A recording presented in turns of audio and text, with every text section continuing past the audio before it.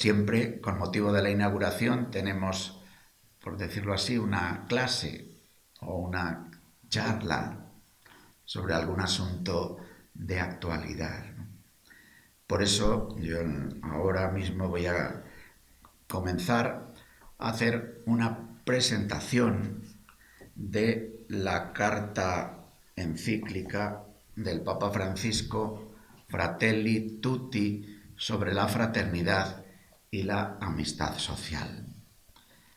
Como toda presentación de un texto, el objetivo es conseguir que las personas que escuchan la presentación deseen leer el texto, estudiar el texto, compartir el texto, y como se trata de un documento de la doctrina social de la Iglesia, que el texto sea sobre todo un empujón para la acción, para lo que la doctrina social de la Iglesia significa, que es una iluminación para una praxis, para una acción cristiana en medio del mundo, teniendo en cuenta todas las circunstancias que la economía, la política, la cultura que vivimos en cada momento de la historia suponen como interpelación, como desafío, como coloquio con el Evangelio. Este texto, como os decía, es un texto de la doctrina social de la Iglesia. Doctrina social de la Iglesia que de manera formal, en nuestra gran tradición, se articula a partir del siglo XIX, con León XIII y su encíclica que pasa a la historia por ser la primera de la doctrina social de la Iglesia, llamada Rerum Novarum. En realidad, la Iglesia desde la primera hora ha vivido un coloquio entre el Evangelio y la realidad y ha tratado de iluminar la realidad. Si vemos, por ejemplo, las lecciones de los padres de la Iglesia, los textos de los padres de la Iglesia, vemos cómo hay también una lectura de los acontecimientos que están viviendo y una llamada vigorosa a que el Evangelio y la Eucaristía se hagan carne en la acción de los cristianos. Pero es verdad que tiene que venir el tiempo moderno, la Ilustración, la Revolución Industrial, para que aparezca con fuerza la dimensión institucional de la existencia, para que se ponga en la plaza pública la llamada cuestión social, para que lo que la revolución industrial significa, la urbanización incipiente, la naciente llamada clase obrera, pues pide en un coloquio entre el Evangelio y estas nuevas situaciones una iluminación por parte de la Iglesia. Entonces, siempre, de alguna forma, la novedad del momento pide una nueva iluminación. El Papa Francisco insiste en su pontificado en que vivimos un verdadero cambio de época, un cambio de época que él está tratando de iluminar. No en vano, Fratelli Tutti es la segunda de las encíclicas de la doctrina social o sobre doctrina social que escribe Francisco y que ofrece no solo a la Iglesia, sino a todos los hombres y mujeres de buena voluntad que quieran escuchar su mensaje y su propuesta. Laudato Si es una encíclica anterior que también la podemos considerar como una encíclica sobre la doctrina social de la Iglesia. Más aún, incluso Evangelii Gaudium, que no es encíclica, sino que es una exhortación apostólica después de un sínodo que no convocó Francisco, sino que convocó Benedicto XVI, sobre la transmisión de la fe y la evangelización. El Papa Francisco, al poner en el corazón de la vida de la Iglesia el anuncio del Evangelio, al impulsarnos a una salida misionera que pide la conversión pastoral, dedica un capítulo, el capítulo 4 de Evangelii Gaudium, a lo que él llama la dimensión social del querigma. Y ese capítulo 4 sobre la dimensión social del querigma de alguna manera es desarrollado en Laudato Si y ahora también es de nuevo desarrollado con la novedad de la propuesta en Fratelli Tutti.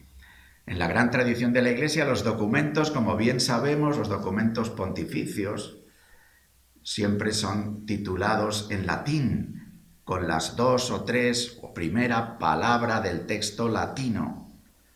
Por ejemplo, la primera encíclica de Papa Francisco, una llamada encíclica a 4 manos que había comenzado a escribir Benedicto XVI, se llama Lumen Fidei, la luz de la fe. Y tantos documentos, pensemos en las constituciones o en los decretos conciliares, les conocemos por sus nombres en latín: Lumen Gentium, Sacrosanctum Concilium, Gaudium de Spes, Dei Verbum. Francisco innova por haciendo un homenaje a Francisco de Asís. Él ya nos cuenta que él elige como pontífice el nombre Francisco, no por Francisco Javier, como jesuita, o Francisco de Borja, sino por Francisco el de Asís. Y entonces, tanto Laudato Si como Fratelli Tutti son expresiones en lengua italiana, de un italiano naciente, de un italiano germinal, que están en voz de Francisco de Asís y que ahora Francisco las hace suyas y sirven además para poner título a estos dos grandes documentos, Laudato Si, Fratelli Tutti, sobre la cuestión social. Si valiera un titular, tendríamos que decir que Laudato Si es un documento sobre la casa, aunque en la casa se hacen referencias a la familia que vive en la casa y al sujeto humano que constituye familia que vive en la casa, y que Fratelli Tutti pone el foco, el zoom, sobre la familia, aunque haya referencias a la casa, a la cuestión ecológica, porque como bien dice en el propio texto, todo está interconectado.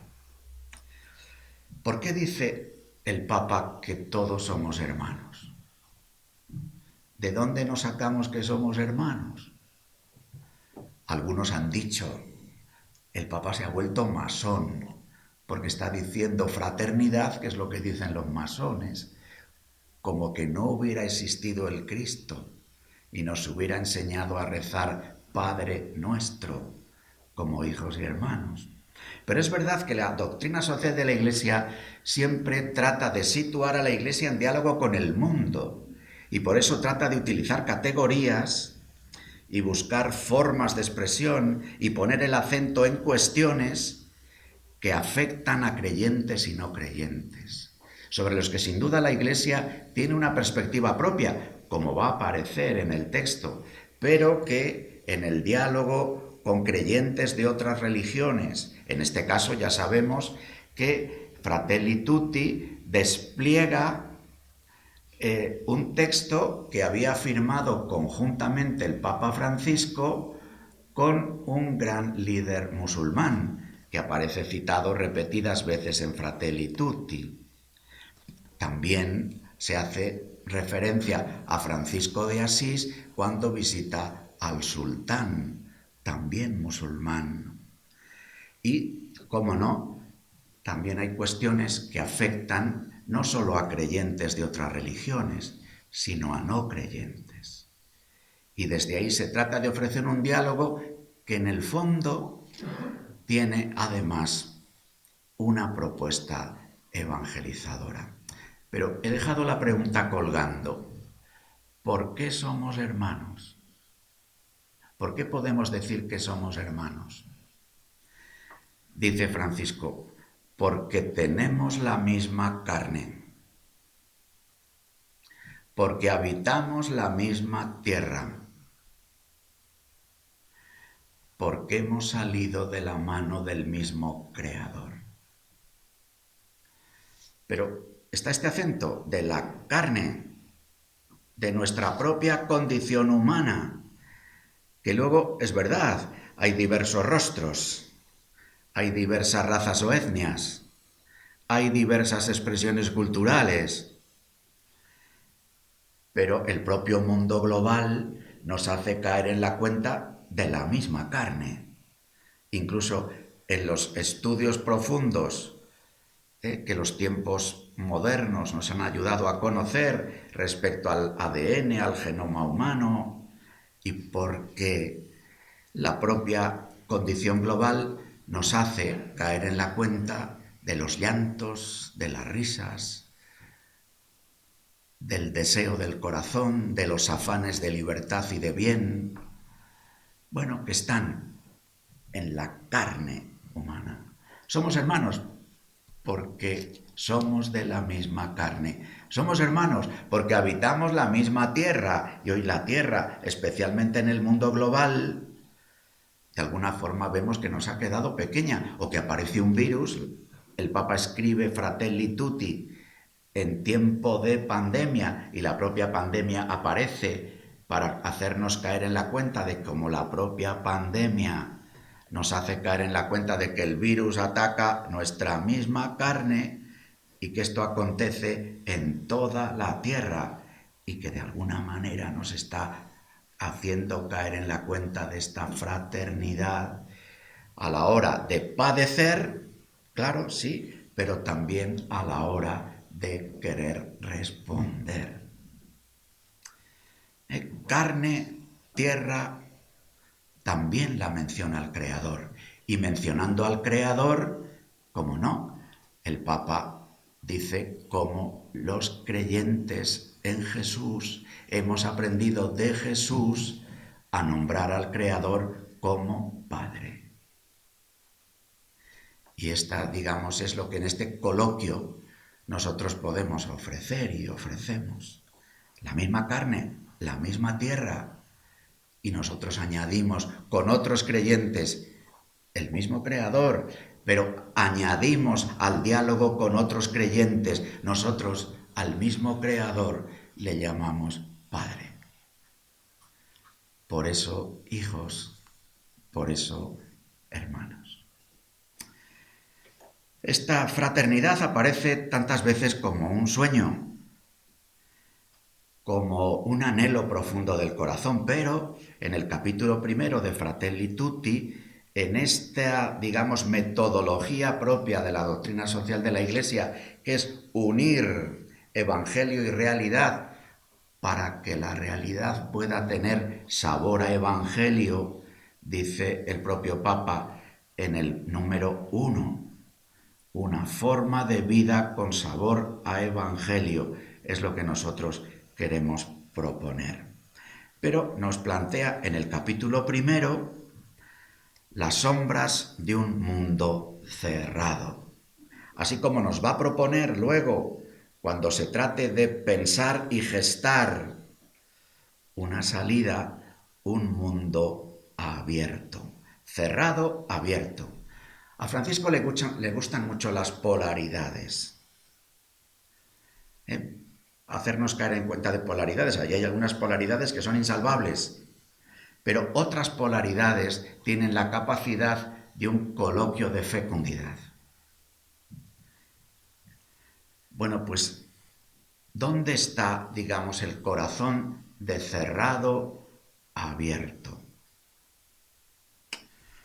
¿De cerrado sobre sí o abierto y saliendo a los demás?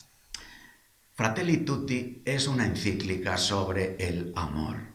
En ese sentido, continúa los textos de Benedicto XVI, Deus Caritas es, Caritas in Veritate, dos grandes encíclicas recientes sobre el amor, sobre Dios amor y sobre la caridad en la verdad.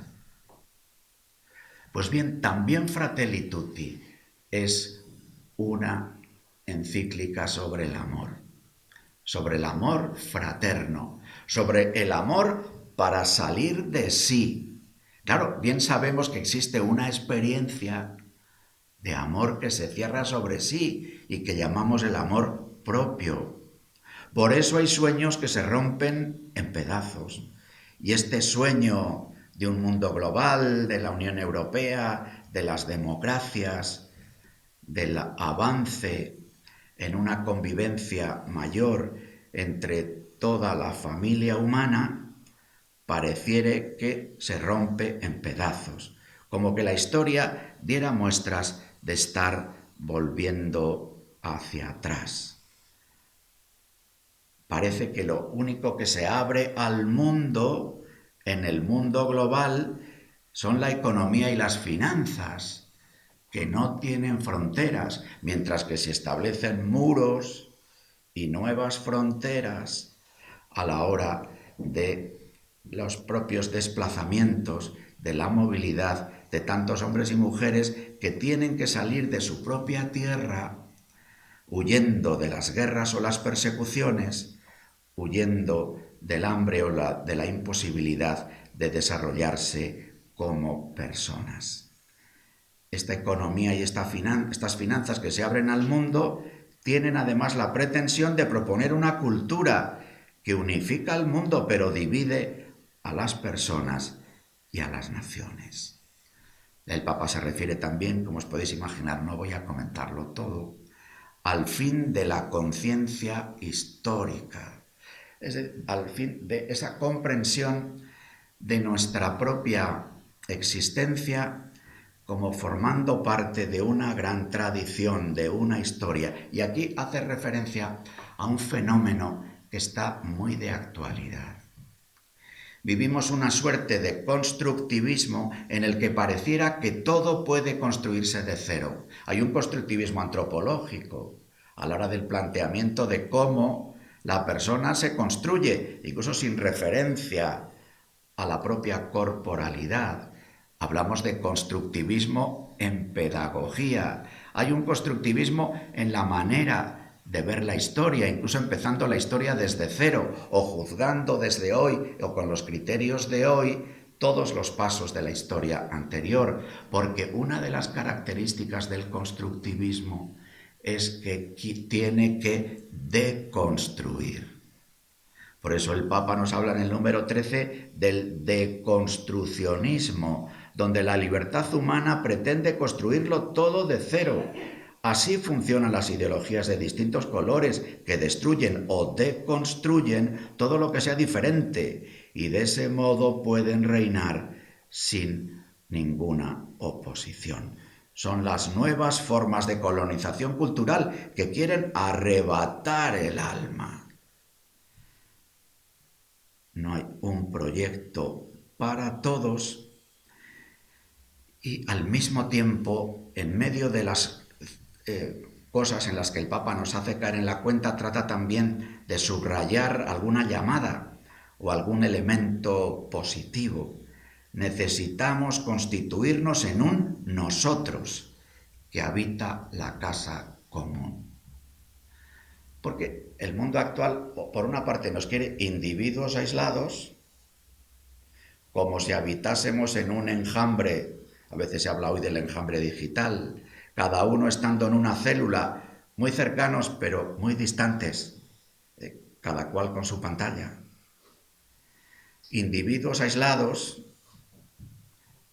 autónomos, cerrados en sí mismos, y por otra parte también hay otra mirada a la persona. Si una mirada la reduce a individuo, otra la reduce a una pieza de un proyecto colectivo o colectivista, en el que la persona tiene que estar al servicio de ese proyecto, por lo cual emerge tanto para romper el individualismo y la soledad que lleva consigo, como para salir de la jaula de la propuesta colectivista, el que emerja un nosotros. Necesitamos constituirnos en un nosotros que habite la casa común. Habla del descarte mundial, desde la falta de hijos a criterios de selección entre quienes merecen seguir adelante o no. La situación de los ancianos, la reducción de los costes laborales, el racismo, reglas económicas que son eficaces para el crecimiento, pero que no aseguran la justa distribución de los bienes, derechos humanos que no son plenamente universales. Una tercera guerra mundial a plazos. Todo esto va haciendo que surjan, además de conflictos, miedos y desesperanzas. Ante los miedos y las desesperanzas, como quiera que somos de la misma carne, que habitamos la misma tierra, que la convivencia es innegociable, pueden aparecer formas perversas de agrupación. Se refiere el Papa en este primer capítulo a una de esas formas perversas y habla de las mafias, la soledad, los miedos y la inseguridad de tantas personas que se sienten abandonadas hacen que se vayan creando un terreno fértil para las mafias, porque se afirman presentándose como protectoras de los olvidados, muchas veces a través de diversas ayudas, mientras persiguen sus intereses criminales. Hay una pedagogía típicamente mafiosa que con una falsa mística comunitaria crea lazos de dependencia y de subordinación de los que es muy difícil liberarse. A veces esta cultura mafiosa está ligada a culturas de subvención, a culturas de dominio político, que tienen diversos rostros según los diversos lugares del mundo. No olvidemos que la encíclica se escribe para todo el mundo, para toda la tierra. Claro, al lado de esto vemos cómo tantos de nosotros podemos vivir en una indiferencia cómoda o fría, indiferencia que a veces es hija de la desilusión, o en un aislamiento. Así se produce como una especie de cisma, dice el Papa Francisco, entre el individuo y la comunidad. La pandemia, dice, como que ha quitado el maquillaje y ha hecho que aparezcan muchas de estas cuestiones. Si todo está conectado, es difícil pensar que este desastre mundial no tenga relación con nuestro modo de enfrentar la realidad, pretendiendo ser señores absolutos de la propia vida y de todo lo que existe. Pero es preciso que la humanidad renazca con todos los rostros, todas las manos y todas las voces, más allá de las fronteras que hemos creado. Apuntad en el corazón esta expresión, más allá, porque es una de las expresiones, desde mi punto de vista, centrales de la encíclica. El Papa va a plantearnos, después de hacer esta mirada sobre la realidad y sus puntos negros o sus puntos cerrados de un mundo cerrado, el Papa nos dice, empecemos un camino en el que cada cual diga desde donde está, voy a ir más allá de mi propia situación personal para entablar un vínculo con aquel de quien me hago prójimo. Más allá de mi propia familia para hacer familia de familias, más allá de nuestras propias relaciones de vecinos o de familias en las parroquias, para hacer amistad social allí donde vivimos, más allá de nuestra propia nación, para tener la perspectiva de la fraternidad universal. Más allá. Frente a la cerrazón que la concupiscencia, palabra que aparece en el texto y que es de la gran tradición cristiana, más aún, para entender lo que es la concupiscencia tendríamos que ir a la primera carta de Juan y a ver cómo el apóstol nos hace caer en la cuenta de esa, digamos, triple cerrazón del corazón, de ese vuelco del deseo sobre sí mismo. Más aún, el Papa dice, y decidme si esto no es o no una referencia cristiana, que sin la ayuda de la gracia del Señor no podemos vencer la concupiscencia.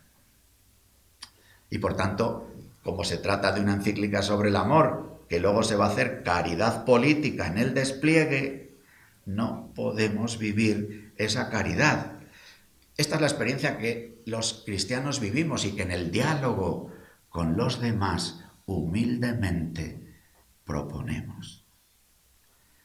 Porque queremos también invitar a nuestros ciudadanos a ir más allá, a salir, a abrir, a acoger de manera hospitalaria, a salir de manera samaritana. Bien, el Papa termina esta parte, hace una referencia a todos los problemas de la comunicación virtual y hace un canto a la comunicación real, presencial, habla incluso de la importancia que es compartir el sudor, fijaos, ¿no? A la hora de cuando nos vemos, nos miramos, porque la pantalla, algunos podrán estar escuchando esta charla a través de la videoconferencia, pero con todo el cariño no es lo mismo. Yo, a pesar de las mascarillas, os miro y veo vuestros ojos. Y eso no pasa con la cámara. Pero bendita cámara que hace que podamos llegar a otros, ¿no? Bien, el Papa termina, decía, esta primera parte hablando de la esperanza, porque Dios sigue derramando en la humanidad semillas de bien. Invito a la esperanza, que nos habla de una realidad que está enraizada en lo profundo del ser humano. Es decir, Francisco nos vuelve a hacer caer en la cuenta de que el corazón humano, aunque herido, está bien hecho, porque ha salido de las manos de Dios. Y en esta carne que compartimos hay una llamada a la fraternidad. Y en esta tierra que habitamos juntos hay una llamada a la corresponsabilidad, a la solidaridad, para administrar bien la casa común. Si además decimos Padre,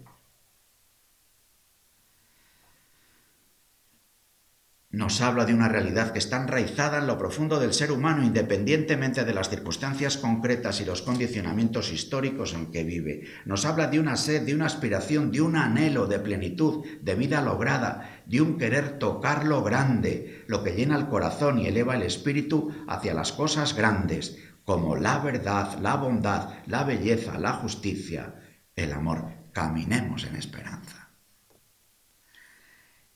Y ya desde ahí, podríamos decir, en el despliegue de la propuesta, aparece ahora un primer capítulo, el segundo, en el que hay una iluminación evangélica. Y los capítulos tercero y cuarto, en el que desde la iluminación evangélica y contando con la realidad de la que hemos hablado, se empieza a pensar y a gestar la propuesta de amor, de caridad, en lo cercano y en lo universal, para luego, en los capítulos siguientes, aterrizar en una propuesta de caridad política, de amistad social, de reconciliación y de reencuentro, porque bien lo sabemos los que somos hermanos, que reñimos. Bien lo sabemos los que formamos parte de cualquier experiencia de amistad, de fraternidad, de comunidad, ya sea la familiar, la de la comunidad cristiana, la de los amigos, que hay problemas. Y por tanto es preciso una pedagogía de la reconciliación. Para culminar el Papa en el capítulo 8, hablándonos de las religiones en toda esta propuesta, con la referencia que os decía al Creador y a Dios Padre, según Jesús el Señor nos ha enseñado a dirigirnos a nuestro Dios. Os decía que en el capítulo 2, con el título Un extraño en el camino, el Papa hace uno de esos ejercicios que le gustan tanto en sus textos, de coger un pasaje evangélico y ayudarnos a hacer una verdadera lección divina, un estudio de evangelio, un dejarnos empapar, otra referencia más, para decir, es que este no es un texto cristiano, cuando se nos está poniendo a Jesús el buen samaritano como la referencia para descubrir no solo quién es mi prójimo, que es lo que le preguntan en el texto del Evangelio a Jesús, sino para hacernos prójimos, para ir más allá, para salir, para buscar. Nada hay verdaderamente humano que no encuentre eco en el corazón de los discípulos de Cristo. Y en el número 17 pone el texto, porque si quiere ayudarnos a hacer una lección, la lección empieza por la proclamación del texto. Un maestro de la ley se levantó y le preguntó a Jesús para ponerlo a prueba: Maestro, ¿qué debo hacer para heredar la vida eterna? Jesús le preguntó: ¿qué está escrito? Amarás al Señor tu Dios con todo tu corazón, con toda tu alma, con todas tus fuerzas, con toda tu mente, y al prójimo como a ti mismo. Entonces Jesús le dijo: has respondido bien, pero ahora practícalo y vivirás. El maestro de la ley, queriendo justificarse, le volvió a preguntar: ¿quién es mi prójimo?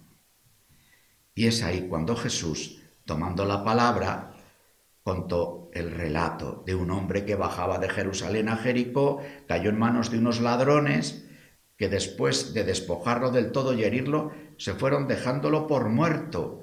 Bajó un sacerdote, lo vio y rodeó. Igual hizo un levita, que llegó al mismo lugar, dio un rodeo y pasó de largo. En cambio, un samaritano que iba de viaje llegó a donde estaba el hombre herido y al verlo se conmovió profundamente. Se acercó, le vendó, le curó con aceite y vino, después le cargó sobre su propia cabalgadura, le llevó a un albergue y se quedó cuidándole. Bien, sabemos el texto. Este texto tiene un trasfondo que aparece en las primeras páginas de la Biblia. ¿Recordáis? Una de las primeras voces que tenemos de Dios en la Biblia es esta: ¿dónde está tu hermano Abel? ¿Dónde está tu hermano Abel? Luego, el libro de Job hace referencia al Creador como base para tener algunos derechos comunes. El Papa repasa tradiciones judías y cómo el Señor da la vuelta a lo que el sabio Gilel decía respecto de lo que había que hacer a la hora de cómo poder tratar a los demás. Y Jesús dice: tratad a los demás como queréis ser tratados, porque en esto consiste la ley y los profetas. Hay toda una serie de textos que nos hablan del amor fraterno. Quien ama a su hermano y permanece en la luz no tropieza, pero quien aborrece a su hermano está y camina en las tinieblas.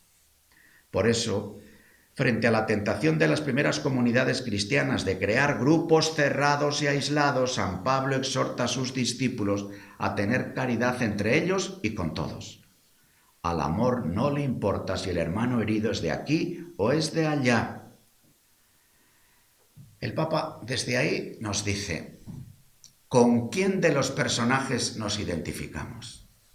¿Con el abandonado y herido? ¿Con el sacerdote? ¿Con el levita? ¿Con el samaritano? Para salir en ayuda de nuestra debilidad nos dice: seguro que tenemos algo de los cuatro, así que tranquilos, porque hay veces en la vida en que podemos ser gente tirada en el camino. Hay veces, ¿cuántas veces que hemos pasado de largo? Anda, que si tuviéramos que apuntar las veces que nos hemos cambiado de acera. Y por qué no, seguro que también hemos sido gente que ha querido hacerse prójimo, que ha salido, como se dice ahora, de su zona de confort, que ha tomado algún riesgo, que se ha preocupado de los demás. ¿Con quién te identificas? Aunque somos analfabetos en acompañar, cuidar y sostener a los más frágiles y débiles de nuestras sociedades desarrolladas, nuestra sociedad enferma pide personas que quieran identificarse con el buen samaritano. Ante tanto dolor, ante tanta herida, la única salida es ser como el buen samaritano. Hombres y mujeres que hagan propia la fragilidad de los demás, que no dejan que se erija una sociedad de exclusión, sino que se hacen prójimos. La pregunta era, ¿quién es mi prójimo? La respuesta de Jesús es, hazte tú prójimo. Y prójimo dice de cercanía. Y desde ahí nos hace caer en la cuenta de una de las propuestas centrales de la antropología cristiana, que el hombre, la persona humana, hombre y mujer, alcanza su plenitud en la entrega sincera de sí mismo a los demás. Gaudium et Spes, número 24. La entrega sincera. Hemos sido hechos para la plenitud que solo se alcanza en el amor. No es una opción posible vivir indiferentes ante el dolor. No podemos dejar que nadie quede a un lado de la vida. Bien, aquí está este texto que ilumina y que termina simplificando el Papa. Entonces nos decía 4 personajes. ¿Con quién te identificas? Termina diciendo, solo hay 2 tipos de personas. Los que se hacen cargo del dolor del otro, del ajeno, del hermano, y los que pasan de largo. Los que se inclinan reconociendo al caído y los que distraen su mirada, y llama cómplices de los salteadores a los que pasan de largo. Y cómo no, llama la atención que aquellos que pasaron de largo eran personas que se tenían por religiosas. Con lo cual el texto nos descoloca y nos llama a la conversión. Todo el que no es salteador o todo el que no pasa de largo o bien está herido o está poniendo sobre sus hombros a algún herido. Así, el Papa Francisco, desde esta propuesta, desde esta lección, ilumina todo el texto, ¿no? Porque si no, podemos hacer la lectura de cómo está el mundo y decir, todo está mal, nadie puede arreglarlo. ¿Qué puedo hacer yo? Son expresiones que escribe Francisco en el número 75 de Fratelli Tutti, que a veces son coartadas que nosotros mismos nos damos, ¿no? O que salen en nuestros comentarios a la hora de cuando juntos, en nuestro propio grupo cristiano, o en nuestro diálogo fraterno de cualquier ámbito de la vida eclesial. Nadie puede arreglarlo. ¿Qué puedo hacer yo? De esta manera se nutre el desencanto y la desesperanza, y no se alienta este camino de salir y de ir más allá. El Papa nos plantea, por tanto, ánimo a recomenzar, a comenzar de nuevo, si es que nos habíamos encerrado en casa, en el camino, y dice, cada día se nos ofrece una nueva oportunidad, una etapa nueva. No tenemos que esperar todo de los que nos gobiernan. Sería infantil. Gozamos de un espacio de corresponsabilidad capaz de iniciar y generar nuevos procesos y transformaciones. Seamos parte activa en la rehabilitación y el auxilio de las sociedades heridas. Estamos hoy ante la gran oportunidad de manifestar nuestra esencia fraterna, de ser otros buenos samaritanos que carguen sobre sí el dolor de los fracasos en vez de acentuar odios y resentimientos.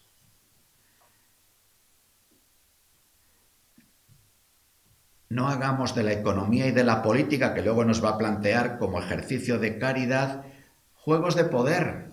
Dejemos que tanto se entretengan en los juegos de poder. Alimentemos lo bueno y pongámonos al servicio del bien. Y luego el Papa, que plantea que digamos como este gran ideal, es muy realista. Fijaros lo que dice, comencemos de abajo y de a uno. O sea, no vamos a solucionar todo el problema de golpe. No vamos a atender a todos los tirados del camino. Empecemos de abajo y de a uno. Pugnar por lo más concreto y local, para en un ejercicio de más allá, otra expresión que utiliza el Papa en la encíclica, de círculos, empezando de abajo y de a uno, desde lo concreto y local hasta el último rincón de la patria y del mundo. Pero de abajo y de a uno, para sumar los de abajo y de a uno, de cada cual, de cada sitio. Las dificultades que parecen enormes son la oportunidad para crecer y no la excusa para la tristeza inerte que favorece el sometimiento. Estamos invitados a convocar y a encontrarnos en un nosotros. El primer de abajo y de a uno tiene que servir para encontrar el primer amigo, el primer hermano, que seguro que ya le tenemos. Y juntos decir nosotros. Y en ese nosotros dar un paso y salir y ensanchar el nosotros. Y así generar amistad civil, amistad social y fraternidad. El Papa utiliza estas dos expresiones. De hecho, el subtítulo de la encíclica es Fratelli Tutti, sobre la fraternidad y la amistad social. En la dinámica del amor que va más allá y que va haciendo círculos, la amistad social se referiría al ámbito de lo local, cercano, y la fraternidad se referiría a la dimensión universal. Son dos formas de denominar la misma experiencia de fraternidad. Pero es evidente que yo puedo hacerme amigo de vosotras de Cigales, pero difícilmente me puedo hacer amigo de alguien de Burundi. Con el de Burundi puedo tener un sentimiento de fraternidad que remueva mi manera de hacer la amistad con Mercedes y con Julio. Y evidentemente con Julio y con Mercedes estoy llamado a vivir la fraternidad. Pero esa fraternidad se hace además amistad con lo que la tonalidad afectiva que la amistad significa con los que tengo cerca. A los otros les experimento como hermanos y me inquietan y me duele.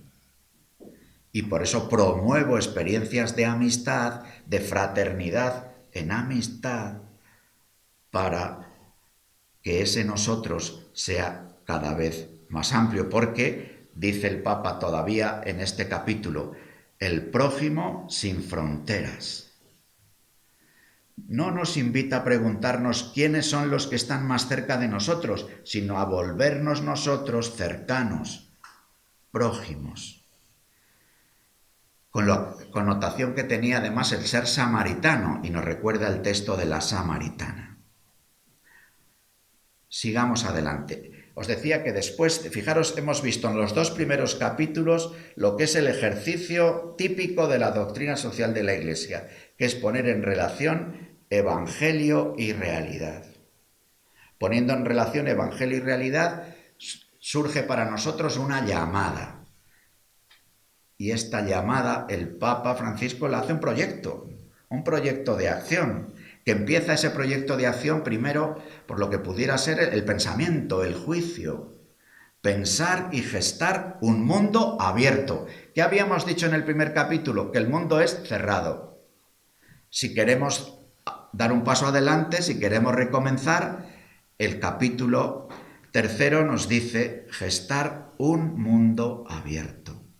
Y vuelve a recordarnos desde dónde arranca la apertura. Un ser humano está hecho de tal manera que no se realiza, no se desarrolla, ni puede encontrar su plenitud si no es en la entrega sincera de sí mismo a los demás. Cita de nuevo de Gaudium et Spes 24. Ni siquiera llega a reconocer a fondo su propia verdad. Aquí hay un secreto de la verdadera existencia humana, porque la vida subsiste donde hay vínculo, comunión, fraternidad. Pero claro, la cultura dominante nos dice que somos más libres si no tenemos vínculos. Que parece que el ideal de libertad es la autonomía, es la independencia, es la desvinculación. Pero eso es una trampa y no responde a la verdad de lo que somos. Por eso provoca de manera permanente nostalgia. Y hay que alimentar esa nostalgia con consumos, con adicciones, porque no responde a la verdad de lo que somos. No hay vida cuando pretendemos pertenecer solo a nosotros y vivir como islas. Y aparece aquí esta expresión, más allá, como epígrafe del número 88 y siguientes. Estamos pensando y gestando un mundo nuevo. No puedo reducir mi vida a la relación con un pequeño grupo, ni siquiera con mi propia familia, más allá.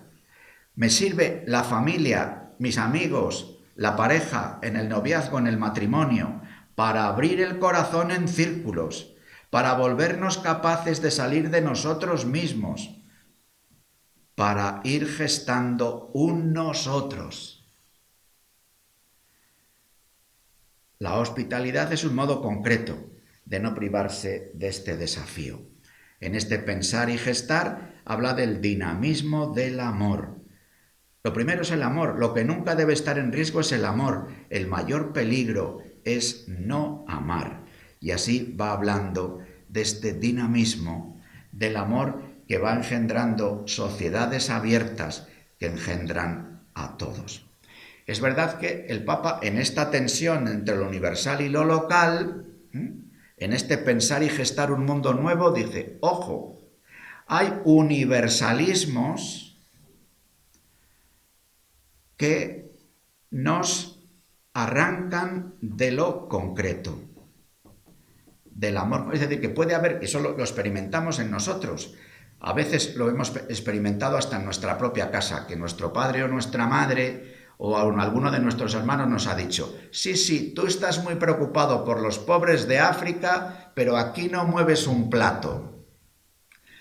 Es decir, el Papa, hay falso universalismo, una mala comprensión de la fraternidad universal, aquel de quien necesita estar viajando constantemente, abandonando su territorio concreto en diversas formas de viaje, porque no soporta ni ama su propio pueblo, sus propios vecinos, su propia familia.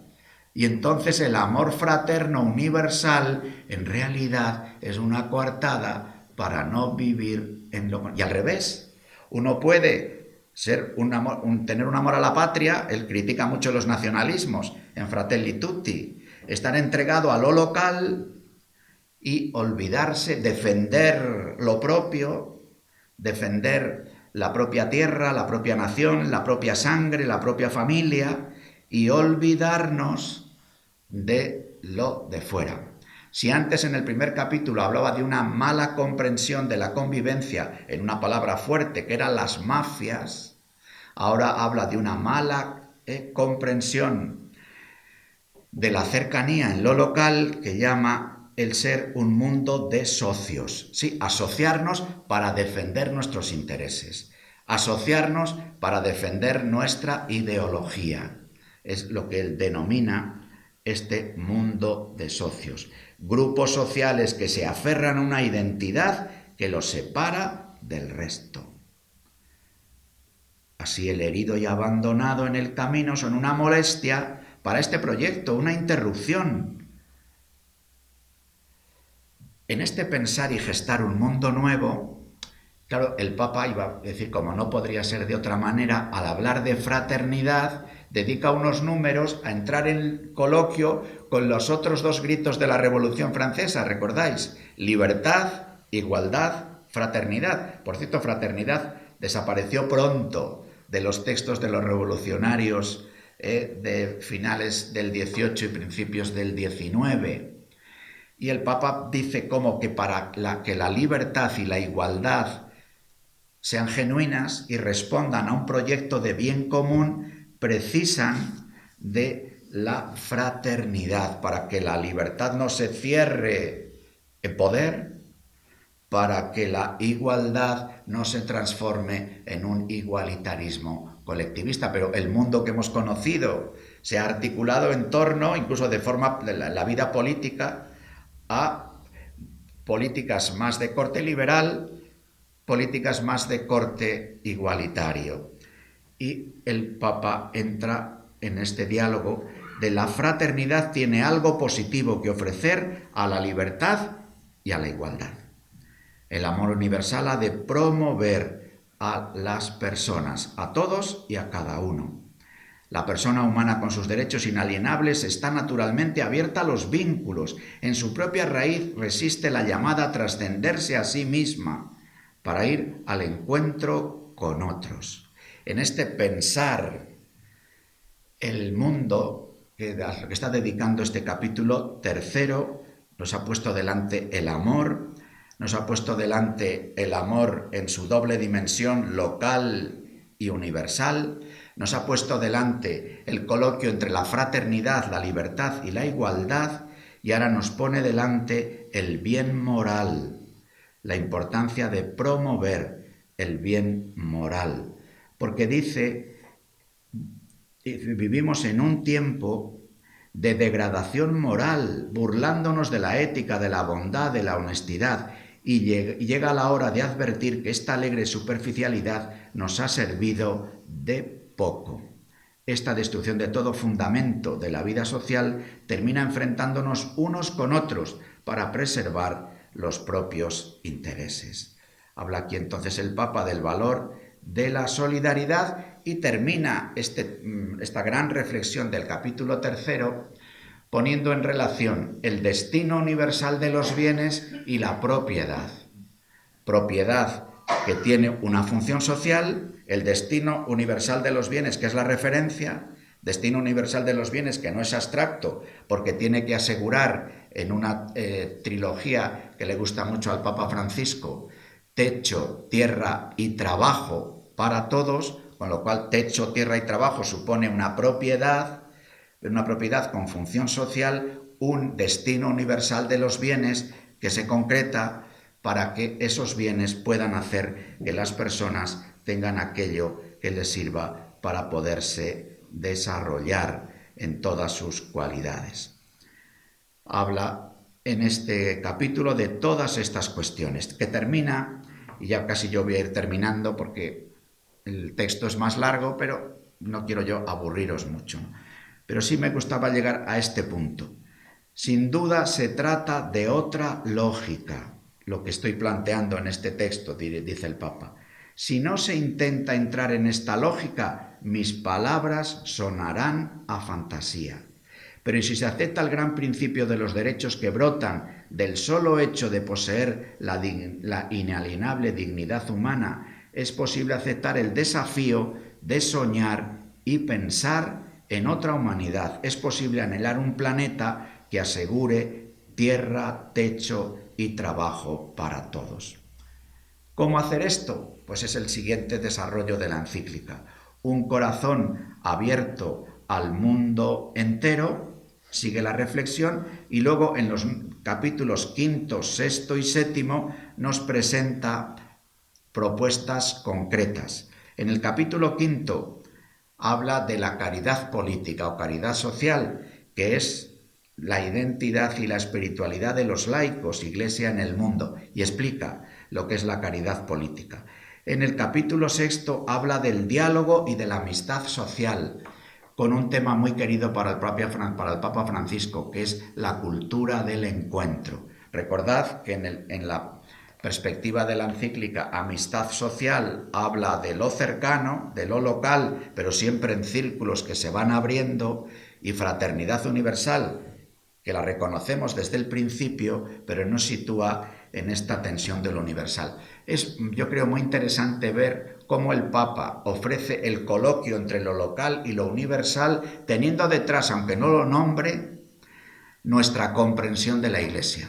Porque nosotros hablamos de que la Iglesia es particular o local y la Iglesia es universal, pero no la universalidad como una suma de iglesias, sino que la universal y lo local son la una, santa, católica y apostólica, que la referencia de lo que es la Iglesia define la Iglesia universal, que la afirmamos en el credo, que tiene el obispo de Roma, quien preside la caridad de las iglesias, pero que esa Iglesia acontece y subsiste allí donde un sucesor de los apóstoles asegura la presencia de la Eucaristía en un lugar donde así acontece, un pueblo de Dios que es signo e instrumento, sacramento, de la una santa, católica y apostólica.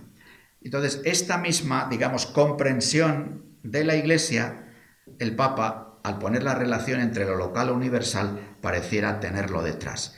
Al hablar del diálogo y de la amistad social, hace todas las referencias a la cultura del encuentro que pide la escucha.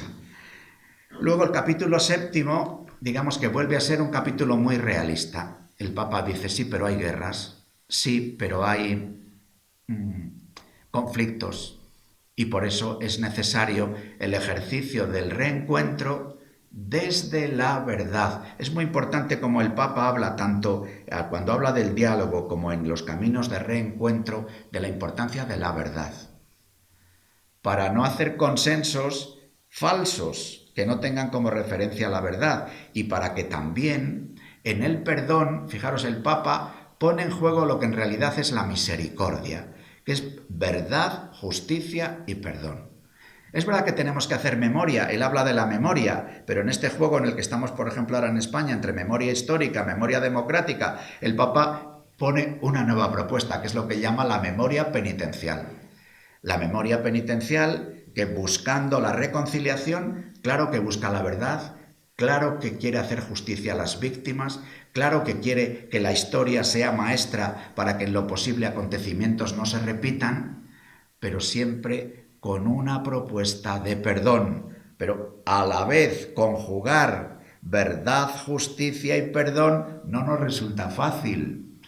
Por eso hemos de acudir a la misericordia, que es la que sí que tiene la capacidad, es ese amor propio del Señor que nos ayuda a poder vivir esta experiencia. Por eso en el capítulo 8 habla de las religiones al servicio de la fraternidad en el mundo, porque los creyentes pensamos que sin una apertura al Padre de todos no habrá razones sólidas y estables para el llamado a la fraternidad.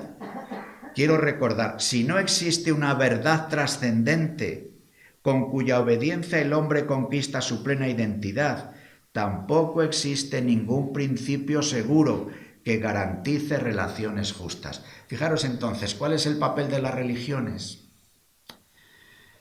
Ayudarnos en este camino a reconocer que además de carne y tierra hay un creador y padre común, y que en la búsqueda de la fraternidad, de desplegar la fraternidad en caridad política y en amistad social, la importancia de la verdad. El Papa hace así luego una referencia concreta a lo que los cristianos vivimos, la identidad cristiana. Para nosotros, el manantial de dignidad humana y de fraternidad está en el Evangelio de Jesucristo. De él surge para el pensamiento cristiano y para la acción de la Iglesia el primado que se da a la relación, al encuentro con el otro, a la comunión universal con la humanidad entera como vocación de todos. Termino con el final de la oración que el propio Papa Francisco escribe en Fratelli Tutti.